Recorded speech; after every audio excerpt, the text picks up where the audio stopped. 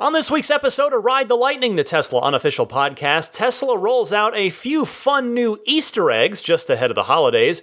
The Boring Company has an unexpected Tesla tie-in. The Performance Model 3 looks like a heck of a deal in China, and much more.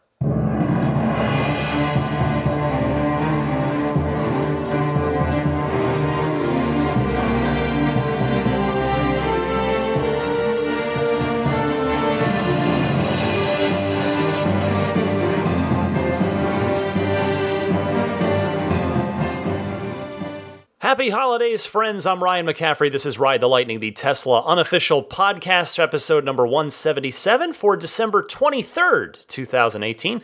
Want to wish a Merry Christmas to all of those celebrating. A friendly reminder before I get going that I will have a show for you next week and the week after and the week after and the week after. There are no holiday breaks on this podcast. I will be in Arizona for next week's show, so it might sound a touch different because I'm going to be using my portable recorder and the microphone attachment for that. Hopefully it'll sound acceptable enough. It is the same. Actually, it's a new one. I bought a new one specifically for the Elon interview, which I still don't have a date for, by the way, if you're wondering. But I bought a new portable recorder. It's supposed to be pretty nice. It better be for what I paid for it. But that's got an external microphone, so do the show from my parents' house with that next week. But yes, I will be here. Next week I'll do predictions again. In fact, I'm going to have to go back and look at my predictions from the end of the year show last year, heading into this year, and see if I got anything right at all, because I probably didn't, but maybe I was close on one or two things. Anyway, I hope to see some of you in Fremont if you're taking delivery during my volunteer time today, Sunday. I'm signed up from 10 a.m. to 2 p.m., so I'll be out at the Fremont delivery hub there. And then perhaps I will see some of you in Arizona if you happen to be taking delivery at the Tempe location.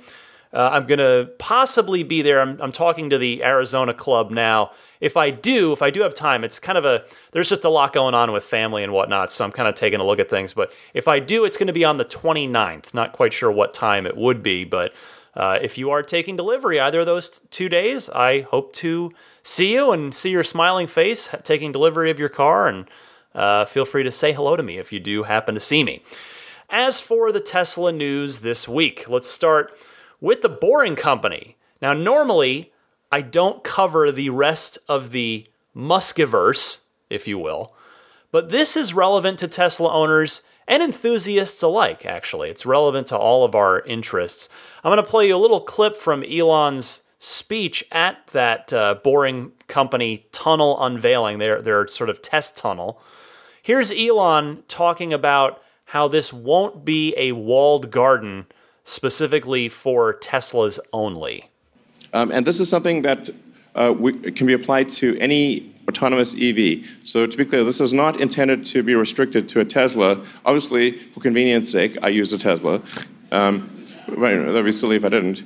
But this is not intended to be some sort of walled garden or just for Teslas or something like that. Any autonomous EV can be outfitted with these guide wheels. Yeah, and why autonomous? Well, it means you can go very, very fast and brake very quickly. Like, we expect that you can probably do 1 vehicle per second through the tunnel.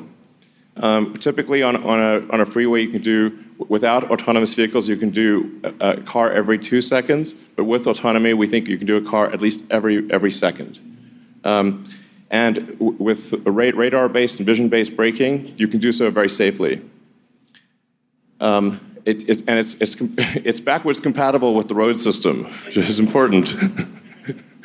And it can take you can literally go, you can think of these like, they're sort of like wormholes. It's just like you drop down the worm, like you're driving around, I need to get to the other side of LA or New York or whatever, drop down the wormhole, pop out the other side, and then you can just drive normally.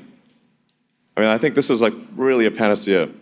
I don't know if you happened to catch the live stream on this on Tuesday night, but it was really interesting to watch.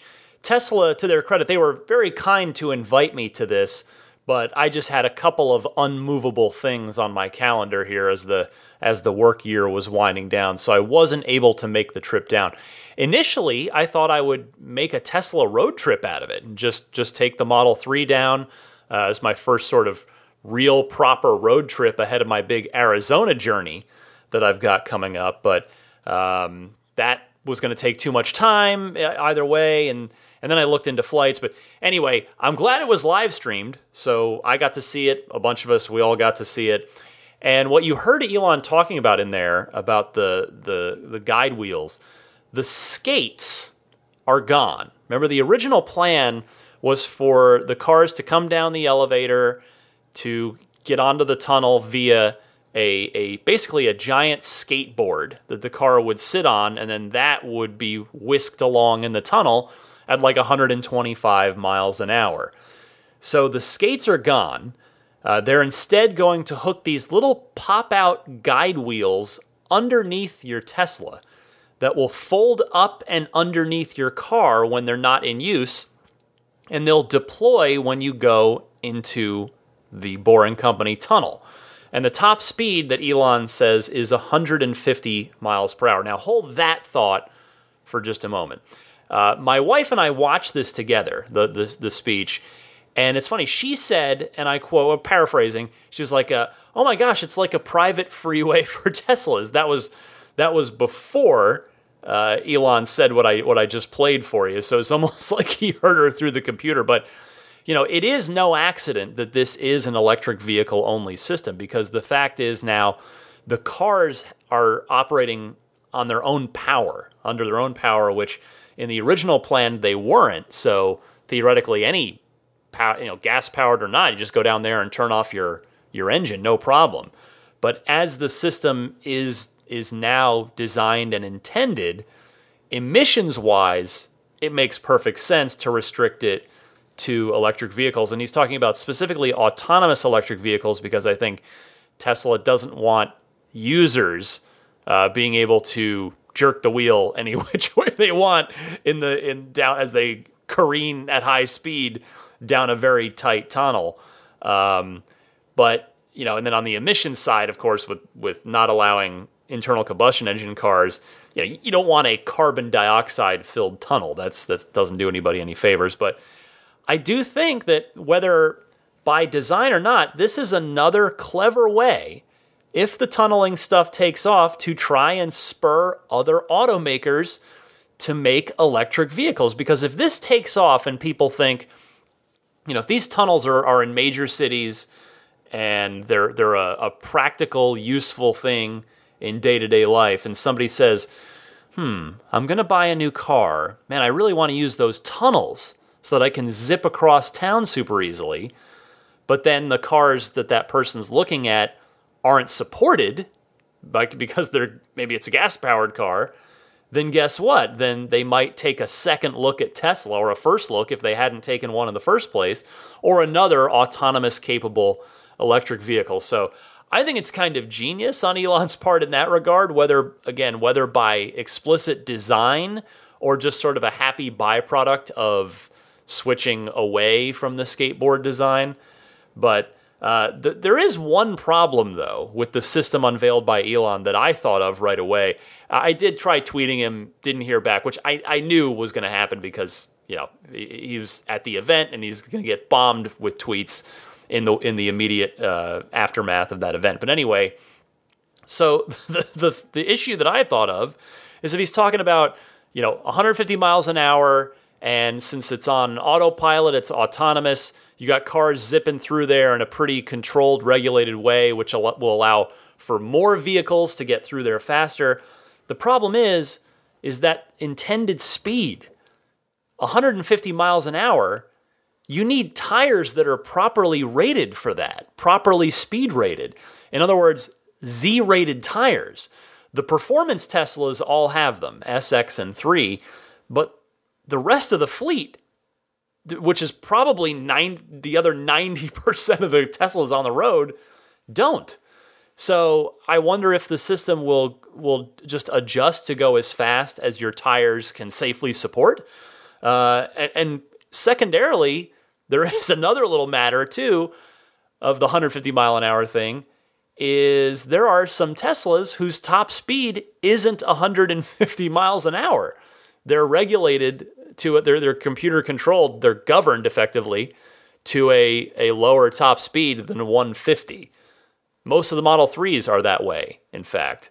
So, I don't know. Yeah, it just, it seems like, I know this is sort of a proof of concept. There's still a lot to be worked out, but it does work. It seemed pretty cool. It would have been fun to, if I had been able to go, to take a ride through it. You can see plenty of videos of rides from the likes of CBS, basically all the major news outlets got to film their rides. The general public, or the attendees who were not mainstream media, did not get to film their rides in the tunnel. But if this ends up happening in a real and practical way, it'll be yet another perk to owning a Tesla. You just have to get those guide wheels installed up underneath your car, and then guess what? You'll be able to pop into the Boring Company tunnels and zip across town much more quickly than you would if you had to take the surface streets. Elsewhere this week in Tesla land, there was a big new software update adding some fun stuff. There's some concrete useful things, but it was, I would say, mostly a fun update here ahead of the Christmas holiday. So the first one, the emissions testing mode, which is an Easter egg you can find in your Easter egg basket. Press the Tesla T logo at the top center of your screen, regardless of which Tesla you own, and then you see at the top of that box that opens, you will see a sort of a triangular arrow-shaped thing pointing down. You just drag that down, and there's your Easter egg box. And you will see a whoopee cushion. And yes, it is a farting app, which is exactly what I thought it was going to be, based on what Elon had said about it, said toilet humor. Sadly, though, the other bit of it that I had predicted, so I predicted the general part of it right, not that I'm any sort of Nostradamus on that, but I had said, I wonder if you'll be able to make it, if it'll be a pressure-sensitive thing so that you can toggle it if it's on, or if it senses somebody going into the seat, it'll like a whoopee cushion, it'll play the sound. Sadly, it doesn't do that, but you can nevertheless troll your passengers with it, or yourself, I suppose. My favorite part of it, though, because you can just place it over any of the seats. And what's cool is it'll play the fart sound in just on those local speakers. So if it's the rear right passenger, it'll just play it on the speakers back there, or front right, just up there. So it does sort of have a localized sound effect. My favorite part of it, though, besides the fact that just fart sounds are funny, is the names of the, let's see, what is it? It's 1, 2, 3, 4, 5, 5 different fart sounds. They're all Muskiverse themed. So you have the Short Shorts Ripper, which of course is another little dig at short sellers. Falcon Heavy, Ludicrous Fart, Neurastink, that's a deep cut right there, bringing in Neuralink, Boring Fart, and then there's just a random button that'll play a random one. And yes, for those of you who haven't gotten the audio yet, or haven't gotten the update yet, here's a taste phrasing.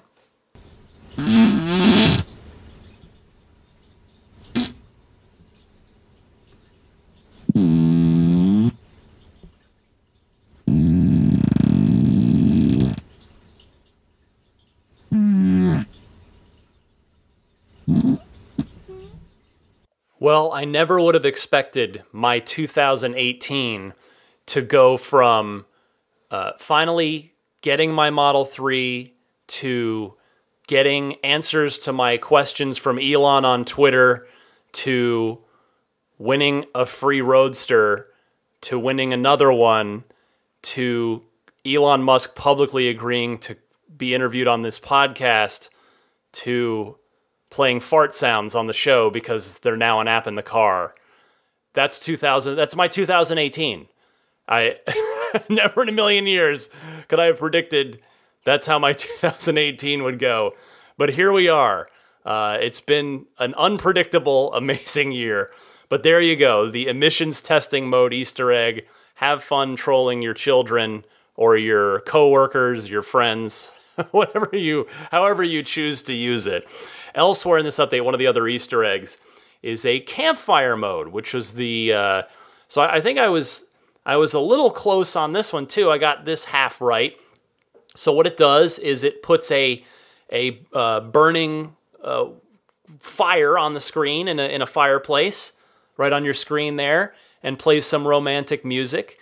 So I predicted the music part correctly, but not the actual campfire, rather the fireplace fire itself. But and I did think that it might recline the seats all the way back, but well, I suppose it doesn't do that, but you could still do that yourself if that's if that's how you'd like to take this.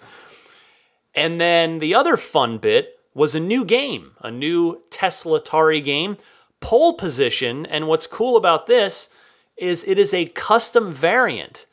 In it, it's called Mars Madness, and in it you drive a car, a red Model 3 specifically, across Mars. But it is pole position.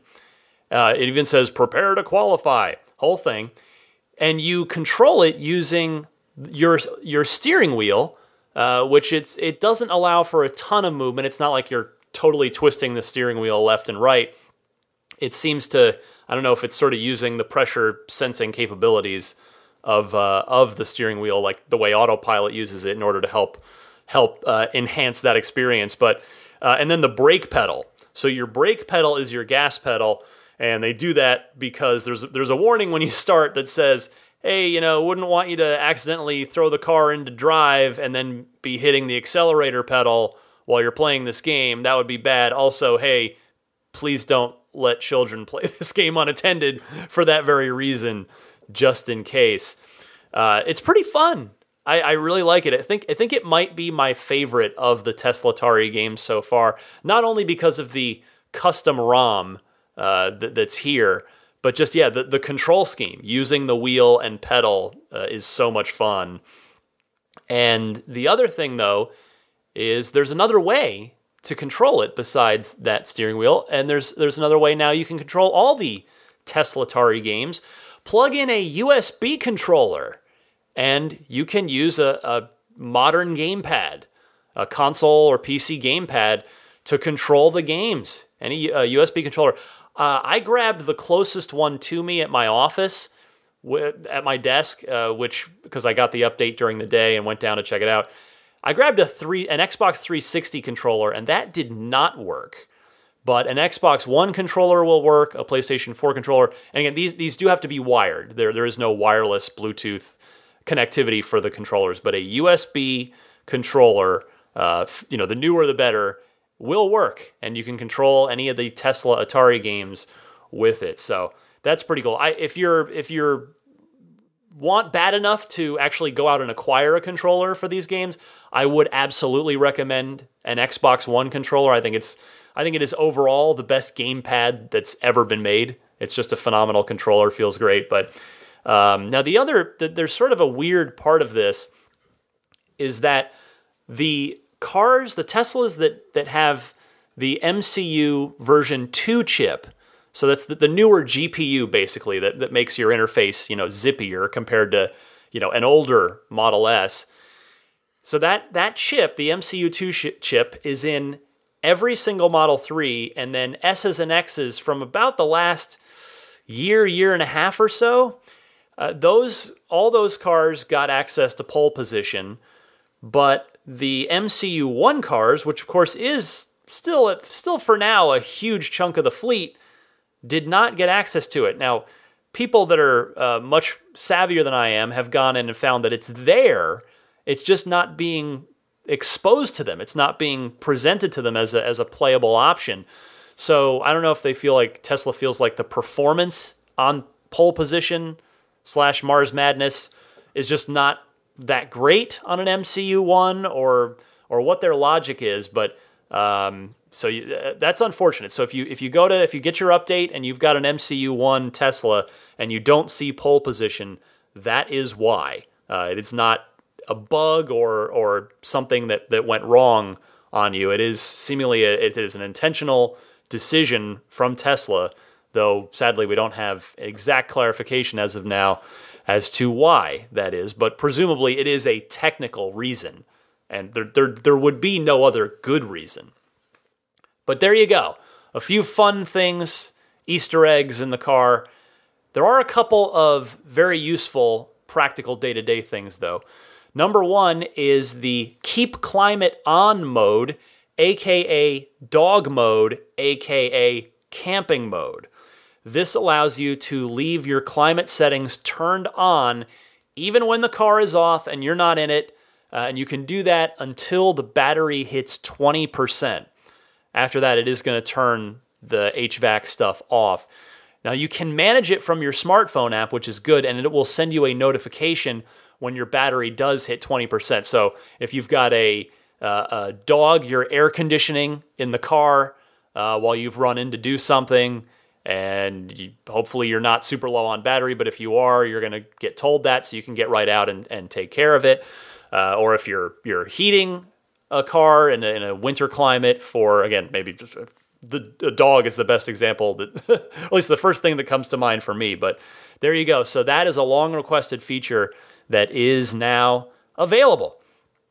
And finally, if you update your Tesla smartphone app, you can now schedule service appointments and finally turn on your seat heaters from the app. So, if it's this time of year, it's chilly here in the U.S. and in the northern hemisphere. You're maybe coming out of the movie. The credits roll on Spider-Man Into the Spider-Verse, which, by the way, is phenomenal. Highly recommended.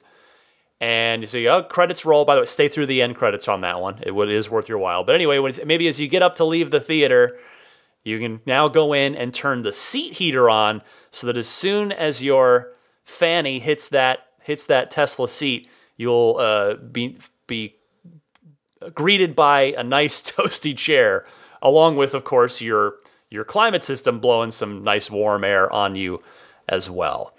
But yeah, man, what a great update this is. Just a phenomenal update to end the year. Huge update to end the year. A couple of legitimate, excellent, practical new features, and a bunch of fun stuff too here at the holidays. So kudos to Tesla and the software team for getting this done and into our hands here. Especially, there are going to be so many people. There are going to be a lot of people taking delivery here in the last week and a half of the year at the end of the quarter, and they're all gonna. If their car doesn't have this version pre-installed, which by the way it is 2018.48.12. Usually what'll happen is if your car isn't delivered with the latest firmware version, you will get a software update the first night that you have your car. So then you'll wake up to it the next day. So a lot of new owners will get to see all this and get to use it and mess around with the games and Easter eggs for the very first time right after they take delivery. All right, moving on. Listener Vincent in Irvine, California, notes the comparison in Chinese pricing for Tesla versus its competitors with specific regard to the P3D, the Performance Model 3, versus BMW's M3 and M4, as well as Mercedes's C63 AMG. So, apples to apples comparisons here. The P3D in China is the equivalent of $81,160 US. The M3, $162,000 US. The M4, $184,000 US. And the Mercedes-Benz C63 AMG, $173,000 and some change. Wow.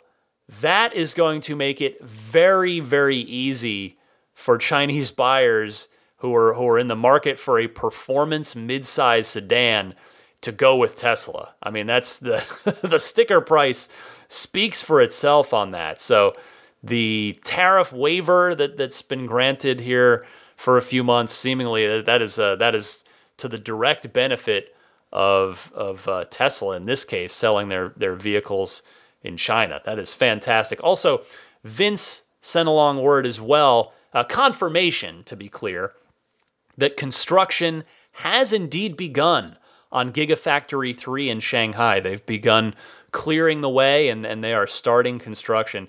And that's great to see. Tesla is just wasting no time on this. I had said that I figured Tesla would do exactly that, and that being not waste any time in getting that project off the ground. Because, the sooner they can start pumping out Teslas in China that are made in China, the better it's going to be for both Tesla and China itself. Just trying to get as many cars there, out the door there as possible and onto the roads, and replacing internal combustion engine cars in China, where the air pollution is of particular concern. Next this week, just a couple more things. You can now, though it's temporary for the moment, it would seem, you can now purchase your Tesla and take delivery at the Gigafactory outside of Reno, Nevada. This story comes via NBC News 4 in Reno. They say, quote, starting, now, Thursday, December 20th through December 31st, Nevada residents, so specifically Nevada residents, can purchase and take delivery of Tesla's Model S, Model X, and Model 3 at the Gigafactory 1 east of Sparks. According to Tesla, this is the car manufacturer's first sales and delivery location in northern Nevada. Quote, "We've opened this location to help make it easier for customers in the region to purchase and take delivery of their vehicles, and those who take delivery also have the unique opportunity to sign up for a factory tour," according to a Tesla spokesperson. So that's awesome. I mean, that is just a cool thing if you're up in that way. Certainly it allows you to effectively take factory delivery and get a cool tour without having to come get your car in California and be subjected to California's sales taxes. But, as for this being a thing that's running through the 31st, I would expect this is just an end of quarter, let's just make this work so we can deliver as many cars this quarter as possible kind of thing. And I would suspect that in the future, Tesla will really flesh this out and make it a permanent thing that's just a full normal program that they'll run. It's very cool. And in fact, the great Bonnie Norman, friend of mine, I very respectfully refer to her as the matriarch of the Tesla community. She had suggested this. I saw her post this. She suggested this very thing to Elon on Twitter, and it seems that he and or Tesla were listening. So very cool stuff right here. Speaking of Elon Musk, let me do the Musk Minute, which of course is my super dumb name for the week in Elon's tweets. So if you remember last week on 60 Minutes, when I played you the clips from that, when Elon said that he would consider buying some of the one or more of the closing General Motors plants, well, this week on Twitter, Ohio Governor John Kasich, publicly invited Elon to come and get the old 6.2 million square foot Chevy Cruze plant in the town of Lordstown. He says, "Hey, Elon, call me. There are no better workers than Ohio workers, and Lordstown is ready for you," end quote. Elon did reply to this, saying, "Thanks, we'll consider next year." According to CNN, the plant under Chevy had employed about 1,600 workers. And like I said last week, I think it could make a lot of sense to build the Tesla pickup truck in the Midwest, and the timeline could even end up matching on that. Like if Tesla were to put in a bid for this, I don't know how long sort of it'll take to formally become available on the open market. But if Tesla can maybe put in a bid and get their hands on it, either 2019 or at the latest, I would think 2020, if they were indeed interested, well, the pickup is likely not going to go into production until I would think 2021. Given what we've heard about the Model Y, which is further along, because we know the prototype is in development and it's expected to be unveiled around March. And the pickup truck, Elon had suggested recently that they might show a prototype next year. So if that happens, it's the pickup's got to be at least 6 months behind Model Y, and so that means based on what we've heard about Model Y going into production in maybe late 2020 or sometime in 2021, I would suspect that puts the pickup's production timeline late 2021, maybe sometime in 2022, which again, could end up working out really well, because if Tesla does acquire the Lordstown plant in 2019, or let's just say 2020, it's going to take time for them to really redecorate effectively. Maybe do, I'm sure, a lot of construction and change layouts and bring in a lot of tooling and equipment and really prep it for Tesla use, which is very different than an internal combustion engine use. So there you go. That is an interesting story to keep an eye on. Meanwhile, Elon tweeting about track mode for the vanilla P3Ds, meaning the ones that don't have the performance upgrade package that had the bigger brakes, bigger wheels, and I guess those are the core bits of it, and the other stuff like the aluminum pedals and the spoiler and what have you. But anyway, in fact, those P3D minuses, as they sort of came to be known in the Tesla community, those are unicorns now. The ultimate stealth P3Ds, where they look exactly like any of the other Model 3s, except they've got two motors and they are dialed up for performance. Anyway, Elon said that those vehicles will be getting track mode in, quote, probably January. Also, those same customers are apparently going to be offered either free unlimited lifetime supercharging or a $5,000 refund, according to Elon on Twitter. And yes, if you're wondering, that should also apply to the P3D Plus customers as well, of which I'm one. I have not heard anything. I've seen threads on Reddit talking about people that have proactively reached out, and I guess checks are starting to be mailed out for the people that are choosing the money. I've talked about this before. My heart tells me to keep the supercharging. My brain very strongly tells me to take the money. I'm not. I don't know. It's like I want Tesla to do well, but it's a lot of money. I guess I think I'm probably just gonna wait, and if I get contacted, then I'll probably take the money. But if I don't, I'll probably just keep my free supercharging. So I don't know how that's gonna go, but that is a thing that Elon was tweeting about this week. Two more bits from Twitter. Elon talking about geo-fenced auto-folding mirrors. So a Twitter user asked Elon, quote, "Can we please get a setting to auto-fold mirrors when the garage door opens?" So I am in this camp where I need my mirrors folded to get in and out of my garage. The user says, "So simple, but a great user experience improvement." Elon replying to this saying simply, "You bet," or sorry, "You got it," were his exact words. So shout out to my friend Earl, aka 28 Delays Later on Twitter. This one's for you, buddy. We'll see when we get it, but it looks like it is being added to the feature queue officially. And one last note on Twitter from Elon. Here's Elon on updating Navigate on Autopilot to have the option to waive the confirmation of lane changes. So in other words, when we might expect Navigate on Autopilot to, at your user discretion, be able to let the car completely change lanes on its own, Elon says, quote, "I have confirmation turned off on my engineering build and interventions are rare. It's probably ready to enable no confirmation setting next month," meaning January. So we'll see about that. I personally will not be turning that off anytime soon. just wants to change lanes. I do have it set to Mad Max. Maybe I need to dial it down a little bit, but on Mad Max, it just wants to change lanes when there is clearly someone there. And I know it'll wait till they go by, but yeah, we'll see. I'm going to be proceeding very, very cautiously with that one myself. Finally this week, the Tesla referral program, turns out it didn't end after all.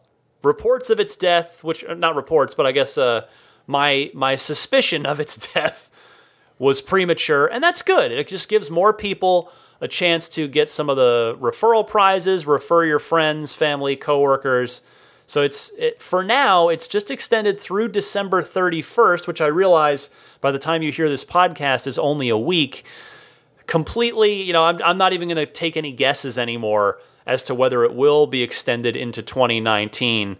Again, I just figured the fact that they only extended it 1 week that last time, I thought that was for sure it. But here we go. They extended it another, effectively 2 weeks, again here through the end of the month. So if you're still ordering, whether you're in Europe, in the US, wherever you happen to be, do try to find someone's code, a friend, a family member, a coworker, to get yourself that 6 months of free supercharging, and hopefully get them at least the first of the raffle prizes. Maybe they can get a couple and get the Tesla wall charger.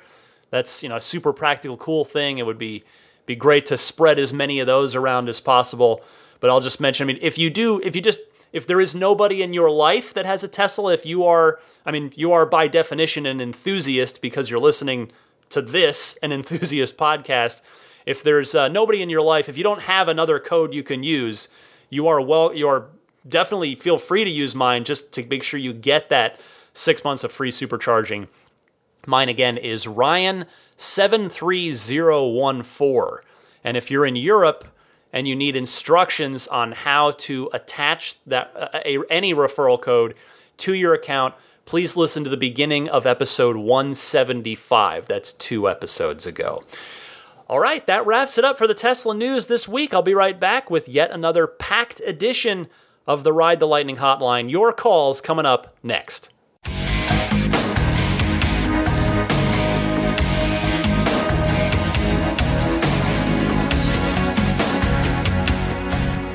All right, it's your turn here on the Ride the Lightning Hotline. Your questions, your comments, your discussion topics. We're going to go through a bunch of them here right now. All the best stuff from the week.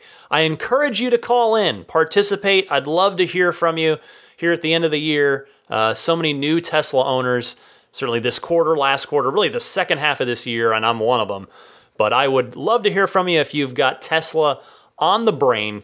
You can call in easily in one of 2 ways. Either use your smartphone's built-in voice memo, voice recording software, and record a 1 to 1.5 minute call. Please try to limit it to that if you can. And email that to me at teslapodcast@gmail.com. Or you can send the same minute to minute and a half tops call to the toll-free Ride the Lightning hotline. All you got to do is call in and leave a message. The number is 1-888-989-8752. That's 1-888-989-TSLA. And if you know someone special with an upcoming birthday, anniversary, graduation, or some other special occasion, you can give them a unique gift of recorded voices from friends and family telling them why they're special. The recordings can be podcasted or put onto a keepsake. Visit lifeonrecord.com if you'd like to learn more. Let's kick it off with Jeff from New Jersey. Just got a Performance Model 3 and wants to talk about windshield wipers. Jeff, go ahead. Hi Ryan, this is Jeff from New Jersey. I am new to Ride the Lightning and new to Tesla. Just took delivery of the Performance 3 dual motor and I am really liking the car. However, there are certain things about the car I don't love, and I thought I'd mention one of them. One of the things I really don't love about the car is its windshield wipers. Even though Elon says Tesla is best at everything, clearly there's still work to be done with the windshield wipers' auto rain sensing mechanism. In addition, at times, turning on and off the windshield wiper is particularly distressing, especially in the rain when one really needs them. I find that, looking down at my screen, it's particularly hard to get to the windshield wipers because it's more than one click. Do you think Tesla, in its attempt to minimize stalk control, would ever consider giving windshield wiper control, more than just that single button push, back to the driver on the steering wheel? Curious to hear what you think. Really enjoy the show, and thank you so much for everything that you do. Welcome to the podcast, Jeff. And, it's funny. I just listened to a call from David in Northern Virginia who had a tip that I'll just go ahead and pass along here on his behalf. If you tap the button on the end of the left stalk on Model 3, it does a single wipe of the windshield wipers. If you hold that button in, it does the spray to clean your windshield as well. But just a tap for just two wiper swipes. So that might help you. I agree, though, that the auto-sensing wipers are still not great yet. They're good, but not great. Elon said an update for those is coming soonish, so hopefully that means sometime in the next month or two, but I don't think they're going to relent, honestly, and put wiper controls on the stalk. I just don't see it. I think they're going to double down on the auto-sensing wipers and really put their development efforts into those in order to try and make them better. Elon is not one to relent on a thing like that, typically, though he did relent one time I can think of. And that's the Model 3 key fob, after Consumer Reports was sort of leading the charge on expressing some dissatisfaction with that. So it's not out of the question, I guess, but I wouldn't bet on it myself. Brad from Minnesota is up next and wants to sort of talk about the differences between Model S and performance Model 3. Brad, go ahead. Hey, Ryan, this is Brad calling from Minnesota. My question is regarding the overall driving experience of a Model S versus a performance Model 3. I haven't really owned either. I plan to buy a P85D here in the next year or two, so I'm looking forward to that. But several people have been talking so highly about the performance Model 3 that I'm kind of wondering what's the difference between the two. Obviously, there are dimensional differences, fit and finish differences, but in terms of the overall driving, performance, handling, just the overall experience, like what is the difference between a Model S and a performance Model 3? I know I can drive both to see for myself, but I'm just wondering what you or other people might think. Thanks so much. Take care. Bye. Well, Brad, for me, the big thing is the weight. The Model 3 weighing a pretty good bit less than the S just makes it feel nimbler to me, more of a point and shoot kind of handling when compared to the Model S. Both are amazing cars, and of course, in a P85D, you get an absurd amount of cargo volume and awesome performance. But if the Model 3 is sufficient for you in that department, and again, the 0 to 60 performance is about exactly the same between those two cars, plus on the new 3, you'd get Autopilot 2.5 hardware versus getting Autopilot 1 hardware in a P85D, which again, Autopilot 1's still great, it's just not evolving anymore. I'd recommend the 3, but everybody's different. Some people like a bigger car, some people want, love, need the air suspension that the P85D will have, that the Model 3 doesn't, the P3D doesn't. The good news is that no matter which one of them you choose, you can't go wrong. So good luck to you, Brad. And now Jeff from New Jersey. Oh, wait. Oh, it's the same Jeff. Normally, I don't like to play two calls from the same person in one show. Not because I have any problem with anybody, but just spread the love around. I get a lot of calls, want to make sure everybody gets heard. But, well, Jeff, you managed to sneak one by me here. So here is new P3D owner Jeff once again, this time talking about seating in the Model 3. So, Jeff, one more time.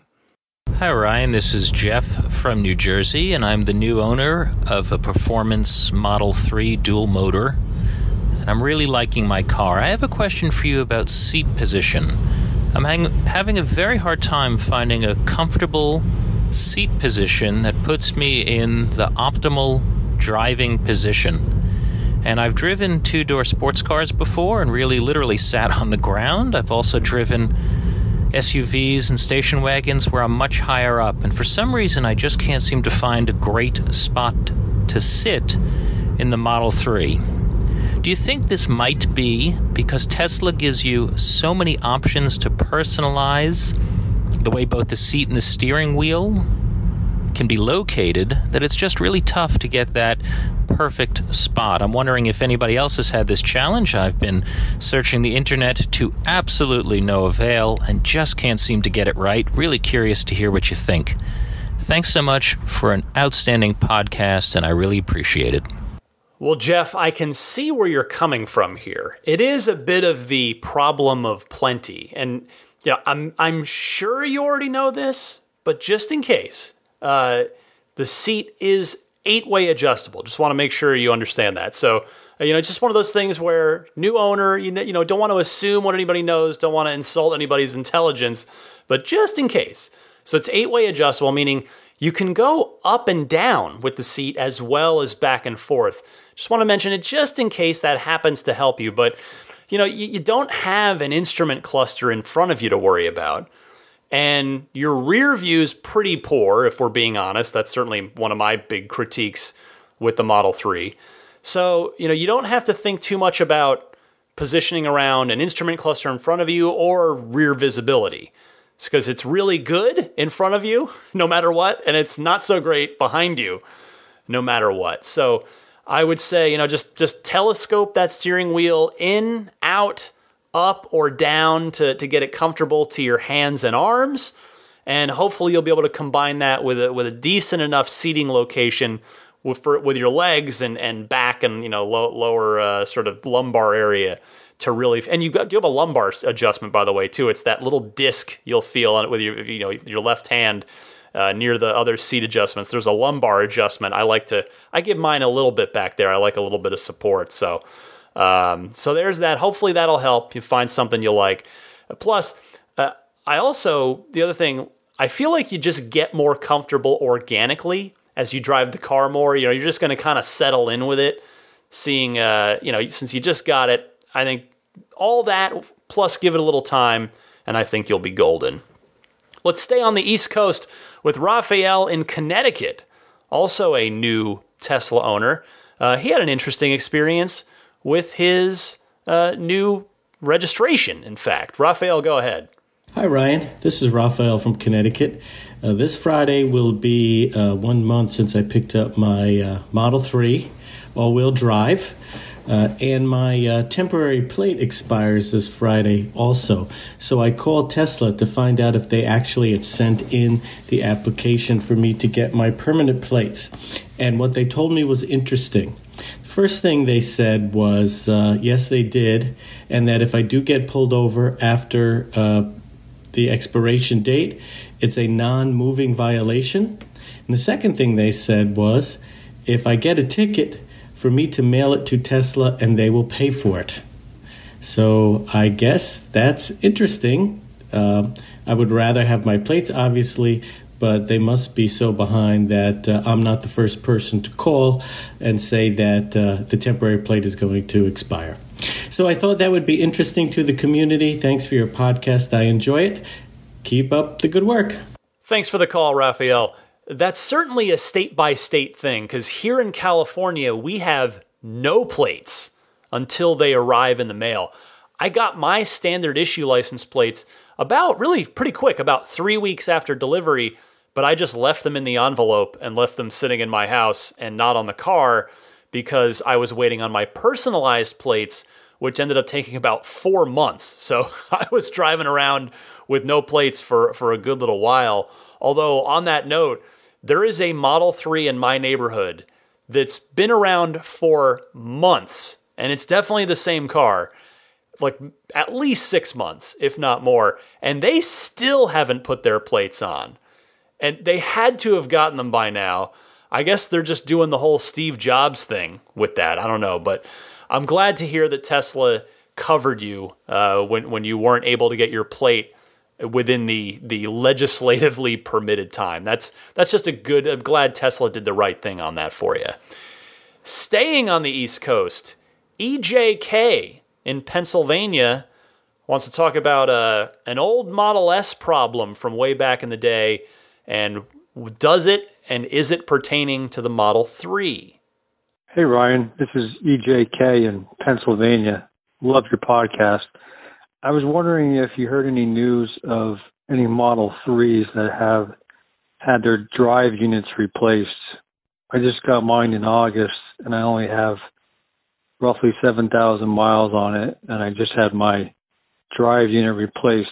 I backed out of my driveway, and the car made a loud clunk, and then said the battery was dying or motor was shutting off or pull over, all these various alerts. And then I'm towing it to the Tesla service center, and it turns out the invoice says there was an isolation fault in the drive unit, and then they replaced the drive unit and the pyrotechnic fuse, and they also ended up replacing the 12-volt battery.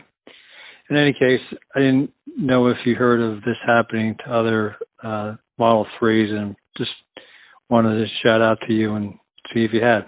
All right, love the show. Thanks. Well, EJK, I haven't heard about it. As I mentioned heading into your call, this was a problem on the very early Model S cars. The initial versions of the drive unit were notorious for making a loud milling sound as they failed, though the cars were still totally workable. They just made a super loud noise. My cousin Pat went through it, and I heard it firsthand. I could hear it myself. But to the best of my knowledge, it's been so far so good for Model 3 in that department. You know, literally no part has 100% reliability. So hopefully yours was just an isolated incident, and I'm glad to hear that Tesla got you taken care of. Will from Oxfordshire, England is up next. We will leave the East Coast, but head further east across the Atlantic. He wants to talk about preconditioning and regeneration, sort of temperature-related stuff. Will, go ahead. Hey, Ryan. This is Will Brocklebank from Oxfordshire in England. I hope you're well. Thanks a lot for a great podcast. Quick question. The weather's getting a bit colder down here, and we're getting down to 0 degrees or less overnight, and I'm trying to make sure that my car is fully preconditioned and heated for when I leave for my journeys in the morning.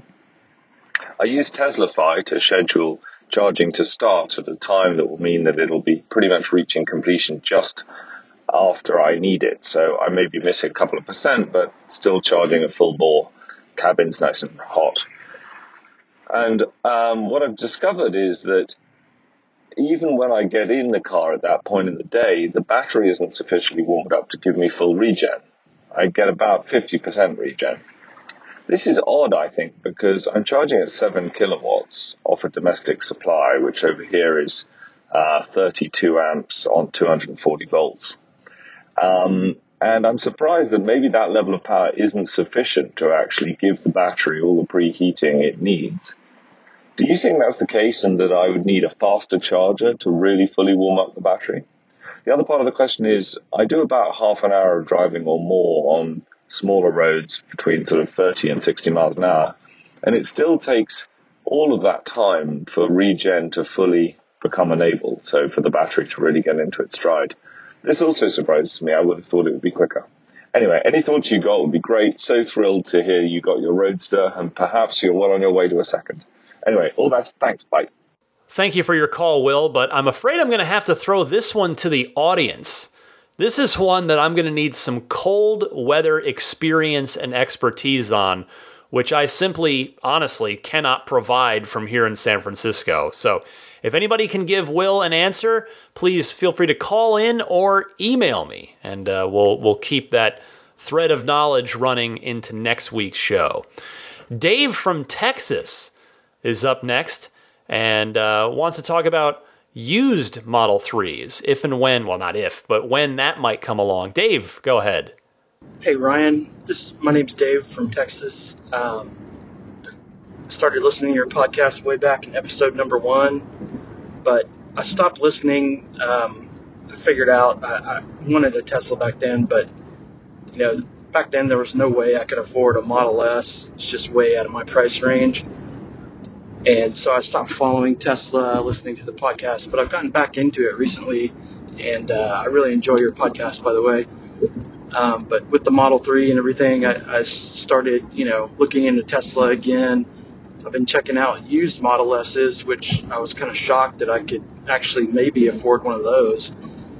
And I think the way they get the certified pre-owned Model S's, Tesla does, is when people trade them in to get a new Tesla, or I think the way they get most of them, like most car manufacturers, is when they come back from a lease. And so another model I would love to have is the Model 3 or even the Model Y. I'm very tempted to put down a deposit on the Model Y if it comes down next year and save for a couple of years. But my question to you is, if you think there's any way that the Model 3 will become part of the CPO program. I don't know how Tesla would get those, because Tesla doesn't offer leasing on the Model 3. So I was wondering if you knew anything about that, and if you think they will become part of the CPO program, because I could afford one of those even more. So thanks again for the podcast, and thanks for answering my question. Bye. Well, Dave, eventually they'll have to, but they're not even leasing Model 3s at this point. So I can't imagine they would turn you away if someone wanted to trade in a Model 3. I'm sure it's happened here or there already. Maybe somebody has a new addition to their family and they move up to a Model X that has, more seating, as an example. But you could always put a bug in the ear of your local Tesla store, the folks there, to just let them know, hey, if somebody trades in a Model 3, please call me.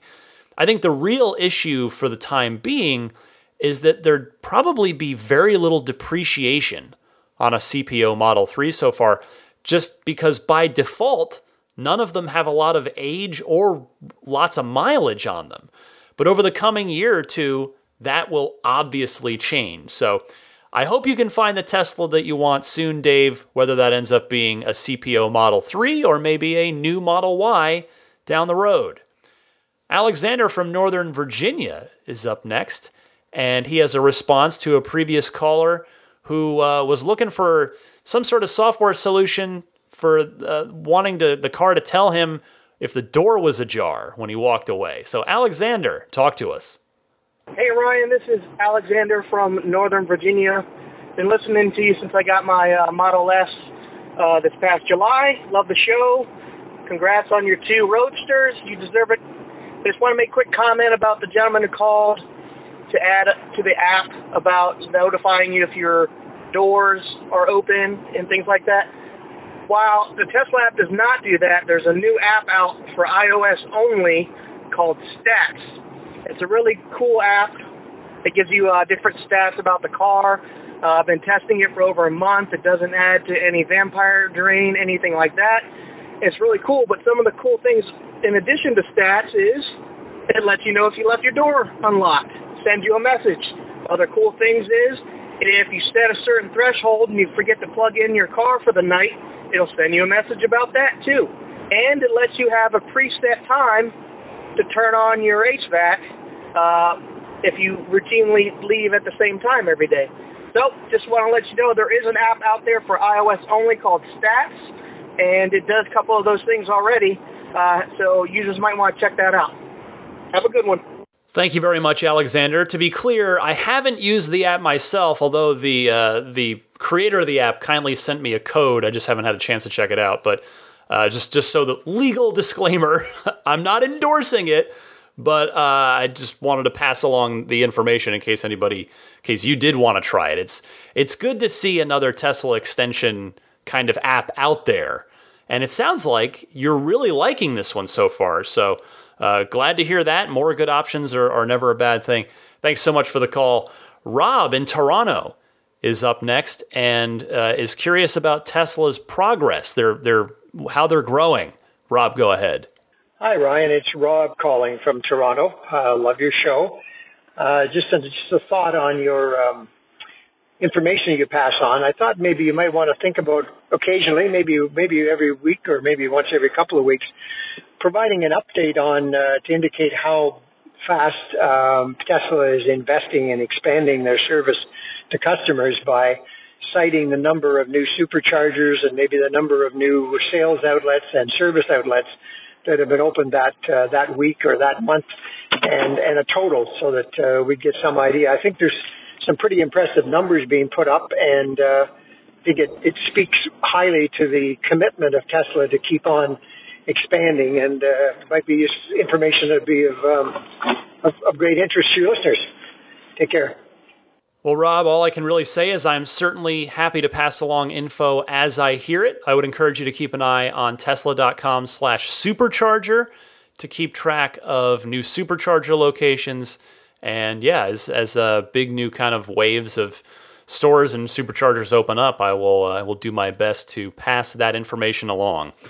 Taking us home this week is Jeremy from Ohio. He has a suggestion, which maybe some people might think is a good idea as well. Jeremy, go ahead. Hey, Ryan. It's Jeremy from Ohio. I wanted to call to give a suggestion/warning to my fellow autopilot drivers with the auto lane change. There's been several occasions where I've been driving on the highway with the autopilot and I turn on the lane change, and then my Model 3 will get about halfway to 75% over into the other lane, and then abruptly jump back over into the original lane. I don't know why it does that, whether it saw a shadow or it thought that it could no longer make that lane change, but it's happened a couple of times. And on one occasion particularly, the reason why I was getting over is because there was a car behind me that wanted to pass me. It was kind of riding my tail a bit. And so when I turned my automatic lane change on, my car got about halfway over, and then that car that was behind me started to creep up behind me even more because he was predicting that I was getting over, or he was seeing that my car was getting over. And then when my car on autopilot abruptly jumped back into the original lane, it caused the car behind me to almost rear end me because that car was expecting me to fully go over into the other lane. And so it's just something that I think that the autopilot drivers just need to be aware of. If there's a car riding your tail or a car close behind you and you put on your autopilot engaged lane change, be wary of the fact that it could jump back over, and that could put you in a hairy situation. Thanks. Bye. Well, I've only had that happen once so far, but I'll tell you, those false positives of the car thinking that it sees something there and that it needs to thus abort the lane change in order to avoid the thing that it thinks is there, it's definitely not a desirable behavior, is it? Like you, I'm not sure what it is thinking it sees or why it's making the mistake. I'm sure an engineer on the autopilot team would tell you that it is better for it to err on that side of things, err on the side of caution, rather than the other side, which would be to not abort an auto lane change when there was, in fact, something there.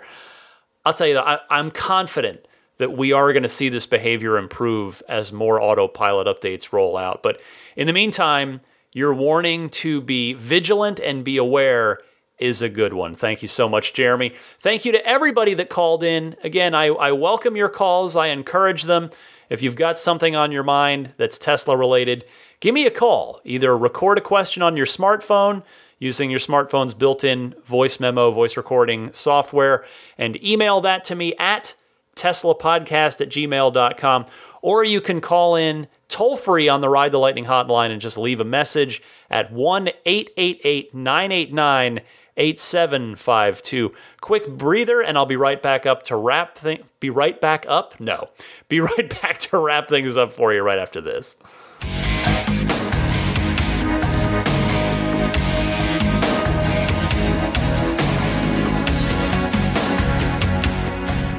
You know, as longtime Ride the Lightning listeners know, I'm not afraid to say things that may be embarrassing to the point of self-deprecation. So I wanted to share one of those little things with you because, maybe one or two of you out there do the same thing and you'll get a chuckle out of this. But I have taken, with Navigate on Autopilot, I have taken to personifying my autopilot. And basically, I call it AP. I refer to the car as, I refer to Navigate on Autopilot as AP. So when it does a good job on an auto lane change or a merge, because that's like the new thing that I like to watch it do, is see how it handles a merge from another on-ramp while I'm already on the freeway, or when it signals by itself and takes the off-ramp, I'll just tell it, be like, good job, AP, or what were you thinking there, AP? So yes, I'm a little crazy, but maybe you have to be to do a Tesla podcast every week for the last 177 weeks. Anyway, yeah, I'm just going to be spending time recording the usual Friday night. I got to watch the car tomorrow to get it ready for not only my in-laws are coming into town. It'll be the first time they've seen the car after I talked about it for years, so I have to have it presentable. And then I'm also on Sunday morning, as I mentioned at the top, I'm heading over to Fremont to the delivery hub to assist with deliveries. Now, probably no one's going to see my car. It's just going to be another Model 3 and a sea of them. And people are going to be too busy with their own cars. But, I don't want to have a filthy Model 3 when I'm over there on Tesla's turf. Our pro tip of the week this week is one, I tell you, I've been using this myself ever since he called in with it. Jonathan from Atlanta, a real simple one, but I think super helpful. Take it away, Jonathan. Hey, Ryan. Jonathan from Atlanta again. I do have a pro tip for all your listeners and maybe yourself for the week. And I've noticed that when I drive, or when the temperatures outside are around 45 degrees or greater, I can either drive without the fan or any of the, no heater, or even the fan being on, which is a great assist for the watts per mile. So frequently, though, when it is a little bit colder, 45, 55, the car does fog up, which requires a brief hit of the defroster, the window defroster. And what I was doing was to turn it off after having it on for maybe 20 or 30 seconds to take away the fogginess of the windows.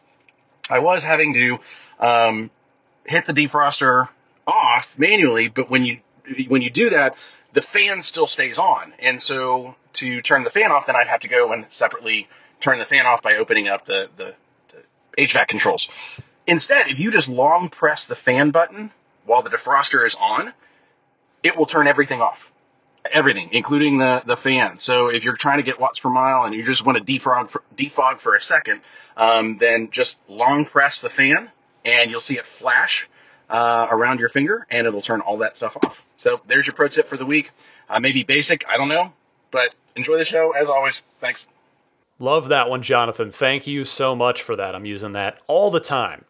All right, time to hit the road. Let me do the plugs here. First, I want to mention the Patreon. That is the way that if you would like to support the podcast, totally optionally, you can do that. Find all the information at patreon.com/Tesla podcast. Patreon spelled Patreon. That is a thing where basically, if you want to support me, you like it, you get a lot out of it. That's the best way to do so. But again, totally optional. You'll always get the show for free Sunday at 9 a.m. Eastern time without fail. So just trying to add some fun, some value if you do decide to support me on Patreon. And in fact, the Patreon producers, let me say hi to them now.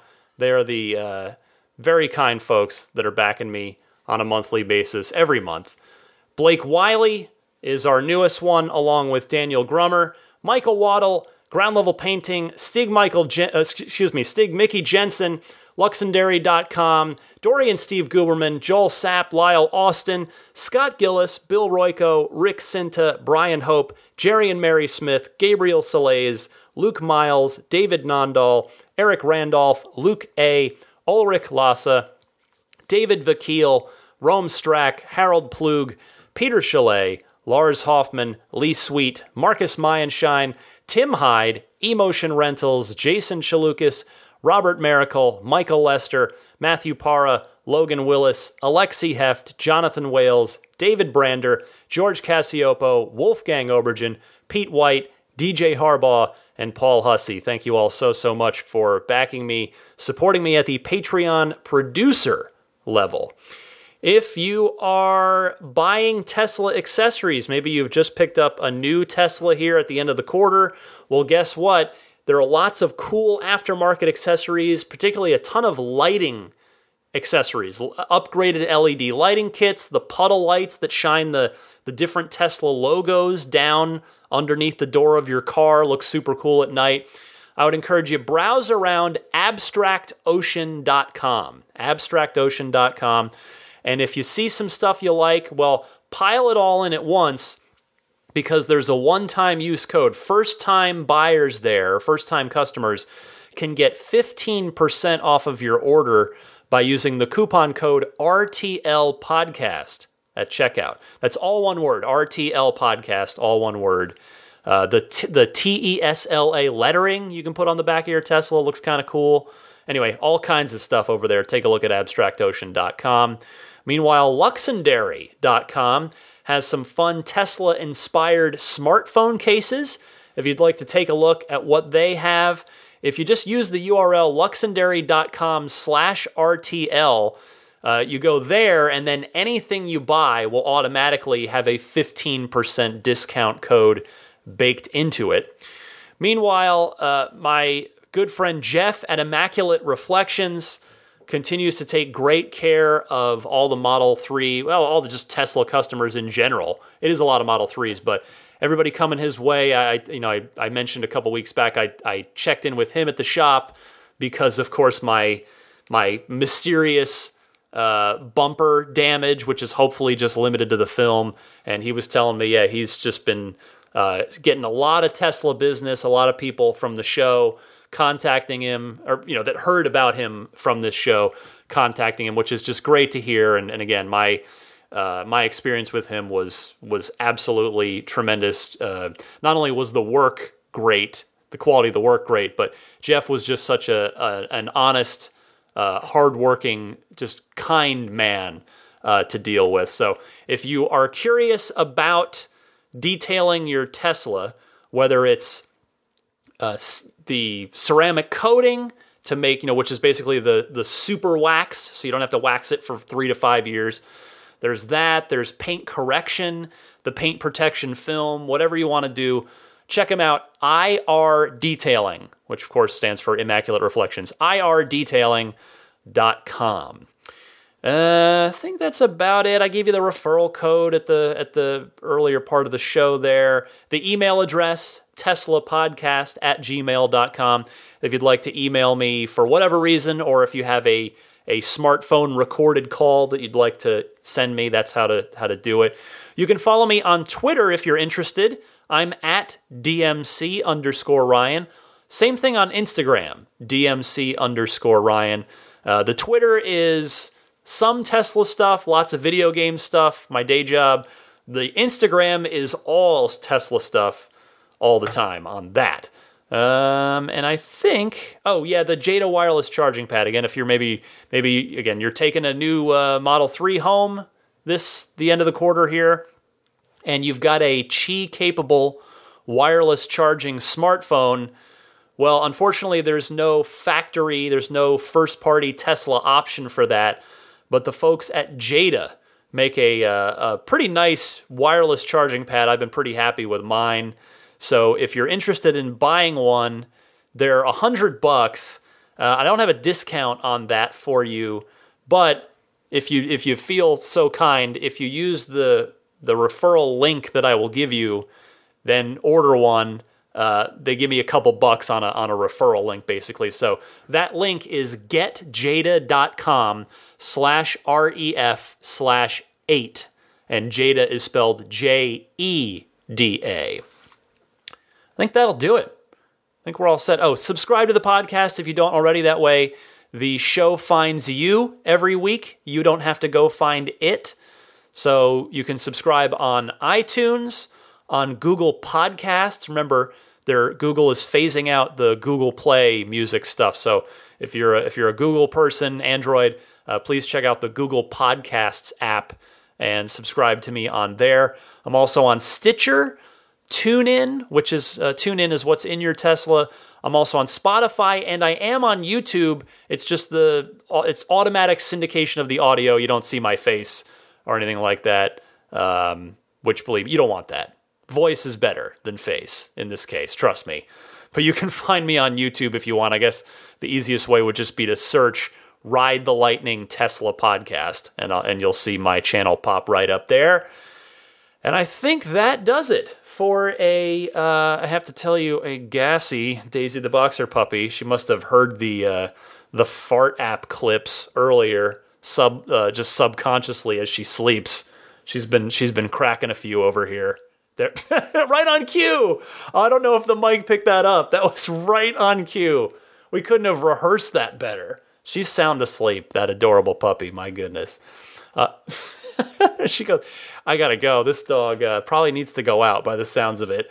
Anyway, for a gassy, tired Daisy the Boxer puppy, my name's Ryan McCaffrey. You all know that. Thank you so much for your time, for your support. Again, whether it is Patreon or whether it's just listening, whether it's a nice tweet, a nice email, a nice call. Everybody's so kind when they reach out. It is energizing. It is heartwarming. It's great. I love doing this podcast. I know I say it a lot, but from the bottom of my heart, I mean it. You guys have done you've changed my life.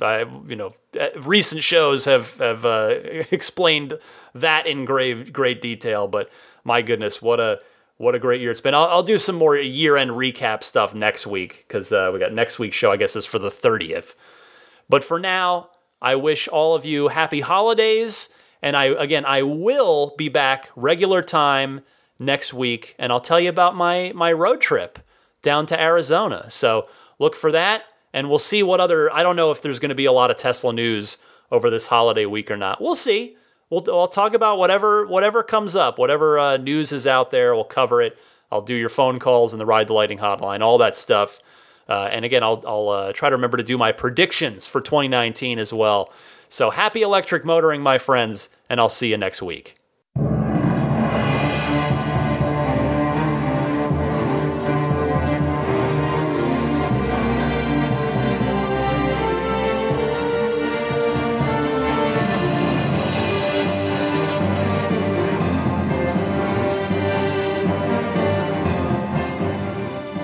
I mean, I think a Tesla is the most fun thing you could possibly buy ever. That's what it's meant to be. Well, our goal is to make it's not exactly a car. It's actually a thing to maximize enjoyment. Make its maximum fun.